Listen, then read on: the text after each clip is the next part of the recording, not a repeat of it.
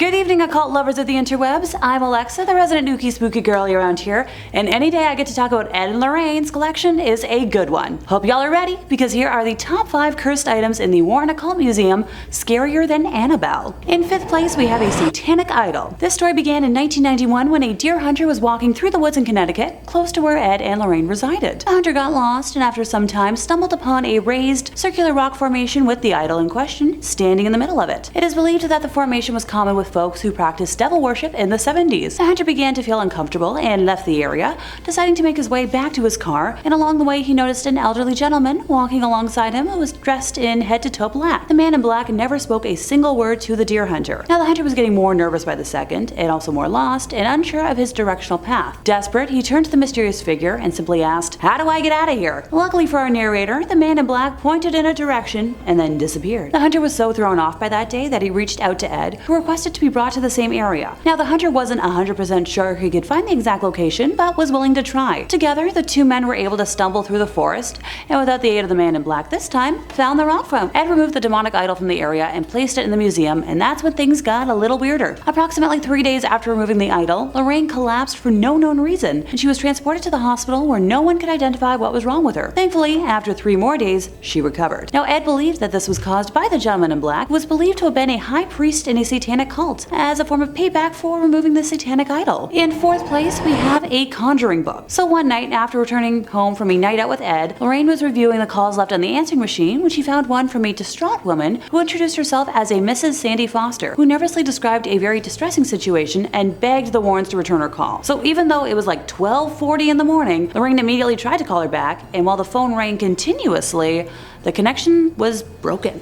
Lorraine tried a few more times, going so far as to contact the phone operator and the operator's supervisor, who ran tests on the phone line and frustratingly didn't find anything weird. The next day, when the Warrens returned home from church, Lorraine immediately phoned the Foster home again. This time, Mrs. Foster answered the phone on the second ring and mentioned that the phone had never rang the night before, and Lorraine made the decision to go pay the Fosters a visit that afternoon. She and Ed arrived at around 2 p.m. and met not only Mrs. Foster and her husband, but also their 3 offspring, Abby, Joel, and Hannah, who had experienced most of the phenomena. Ed arranged his recording gear on a nearby table while Lorraine asked her permission to walk the house, which she was immediately granted. Mrs. Foster brought up that her daughter Meg, the 3 offspring Abby, Joel, and Meg, who had experienced most of the phenomena. Ed arranged his recording gear on a nearby table while Lorraine asked her permission to walk the house, which she was immediately granted. Mrs. Foster brought up that her daughter Meg had always been interested in the occult and had purchased a book on conjuring as a gift for Meg, and based off of the description Ed gave of it, I believe it was a copy of the Ars Goetia. Now Meg admitted to attempting to summon a few of the spirits in the book, but had lost hope because nothing had happened. Ed prompted further, asking for specifics on the experiences that had happened in the last week when only the younglings were home. So, let's set the scene.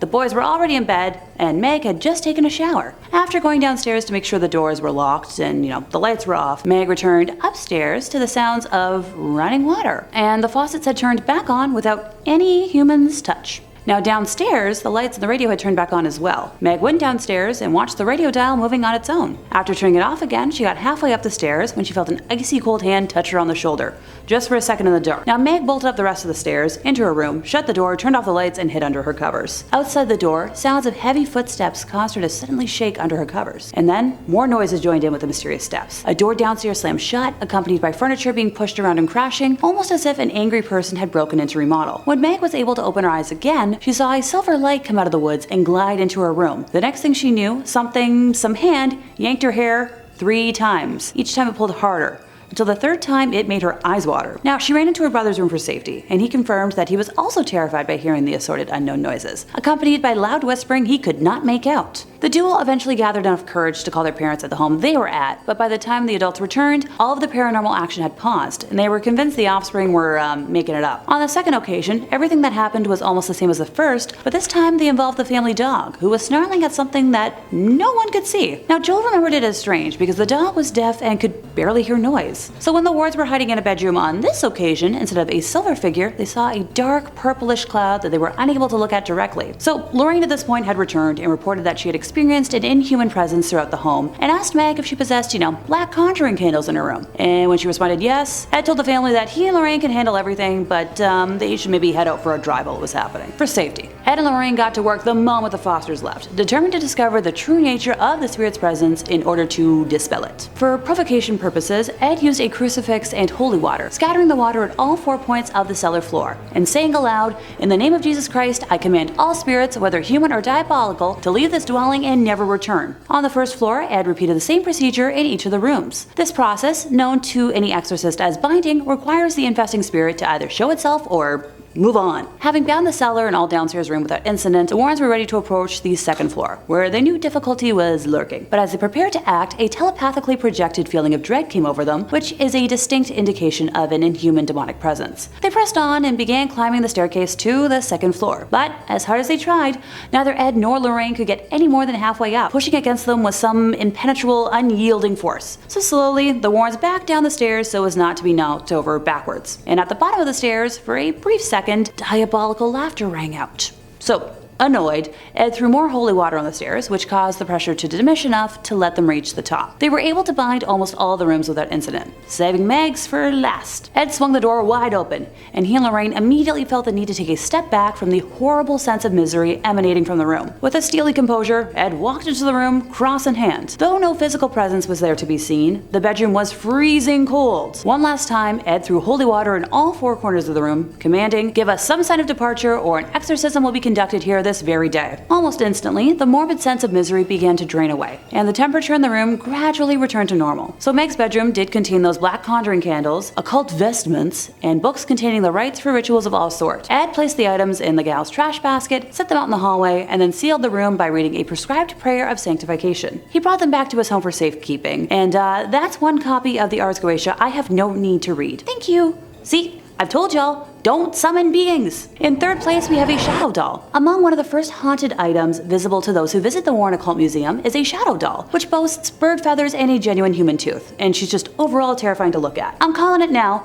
she better join that TV universe one day. For reference, a shadow doll is a statue or deity of sorts that is made specifically for harm to be used at the center of curses. I happen to know the steps for the most common curse, and while I'll leave out a step for safety, I promise I'll elaborate. Now, the caster would first need to take a picture of the doll, write a curse on the back of the photo, and then send it to whoever the curse is aimed for. You know, hopefully you've got their mailing address. The person who receives the picture with the curse will sadly invite that curse into their lives. Oh, almost forgot. The doll is also going to appear in that person's dreams, so enjoy your nightmares, folks. While not too much is known about the origins of this specific doll, it was initially purchased in a secondhand store under the assumption that it was simply, an antique. I've got a couple of old dolls myself, and I'm shuddering to think about what they would do if activated by any kind of curse. Some of them talk enough already. In second place, we have Black Magic Math, which is a concept in theosophy, mysticism, and the paranormal, of a materialized thought form, typically in human form such as an imaginary friend or being that is created through spiritual practice and intense concentration. In simpler English, the masks act as a representation of the practice, which is a form of mysticism that involves creating sentient and autonomous beings separate from oneself. The concept of tulpas and their creation, including the word tulpa, come from a closed Tibetan Buddhist practice,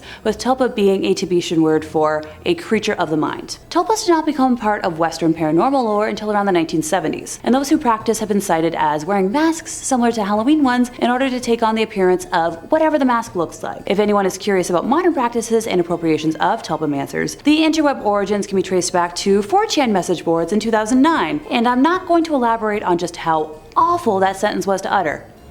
Oh, it gets worse. The communities gained popularity when adult fans of My Little Pony started discussing tulpas of characters from the Friendship is Magic television series. The fans attempted to use meditation and lucid dreaming techniques to create imaginary friends. Well, I think that about sums that up, don't you? In first place, we have the Black Lace Veil. So after one of their many public lectures, Ed was conversing with a couple that had been in the audience, where the boy introduced himself as Alan and explained that he'd brought his girlfriend Lonnie to the lecture because he suspected that she'd been overtaken by some occult influence. He explained that when his girlfriend became angry, her features would change into something resembling a wolf, and then the voice of a different person would speak from inside her. When Lorraine walked over to join the group, Lonnie experienced an episode of instantaneous possession and lurched out in an attempt to attack Lorraine. This incident terrified everyone in the vicinity, with the Warrens ending the audience chat session immediately, before Ed escorted the couple to an offstage room while Lorraine stayed outside. In the backstage room, the girl was fully under possession, breathing heavily, and her facial features had transformed into the wolf-like appearance the boy had talked about. After about 10 minutes, the possession passed, and Lonnie was lucid enough to explain, dealing with memory loss, along with losing hours and days of her life over the last 3 months, which is a symptom common in possession. She went on to share that originally her now boyfriend, Alan, had refused all of her advances and bribery attempts at becoming hers, and she had resorted to visiting a store prominent in selling tools to help with witchcraft, purchasing there a book on the black arts, and later that night performing a ritual for acquiring lovers. This ritual involved, you guessed it, the black lace veil, on top of which she placed a crown of goat horns before renouncing God in her baptism, along with swearing allegiance to Satan, finishing the ritual by washing down the vow with a cup of animal scarlet elixir. About a month after Lonnie performed the ritual, Alan began paying her the attention she craved, making her entitled world perfect. What she hadn't counted on, however, was that she was now in debt to the demonic, having given them permission to enter her life. Ed knew immediately that Lonnie would have to undergo an exorcism as soon as possible, and made contact with a priest the next morning, who was able to come assist with the procedure. Upon arrival, the priest insisted on testing the spirit, so he instructed Lonnie to close her eyes and slowly count to 20, while his assistant stood behind her and placed a cross around 6 inches behind her head. The entity possessing the girl suddenly went wild, screaming, "Take it away! It burns! Take it away!" During the exorcism, it kept screaming, "She's mine! She's mine! Her soul is mine!" in reference to Lonnie. It was eventually separated from Lonnie, but just before it departed, the thing vowed it would return to another. The Warrens brought the black lace veil, goat horns, cup, and the Conjuring Book home with them so she would be safe from repossession, but the tale of the veil doesn't end here. Months later, when Ed was in a meeting with a lady who was manifesting different personalities, some male, some female, and some that couldn't even be called human, but all making extremely threatening statements, her eyes began to wander, and when they landed on the black veil, she jumped up, grabbed the veil, and clutched it to her chest. Her features immediately began to transform into those of a wild, sneering creature, distinct from the otherwise attractive girl. Ed drew 2 vials of water to himself, one unblessed, the other blessed by an exorcist, and moved away from what was no longer this woman, but an inhuman spirit, a lesser devil of hell. Horrid moaning and various animal sounds came from the girl as Ed blessed her, banishing the demon away for now a second and final time. And that brings us to the end of our list, and I'm glad all of those items are still kicking around the Warren Museum for safety and not out in the open. I didn't think anything could scare me worse than Annabelle, my beloved, but I proved myself wrong today for sure. Let me know in the comments which item you found the scariest, and hey, while you're there, feel free to maybe, leave us a like, subscribe, and hit the bell for more from us here at Top 5 Scary Videos, and I'll see y'all next time, you lovely spooky people.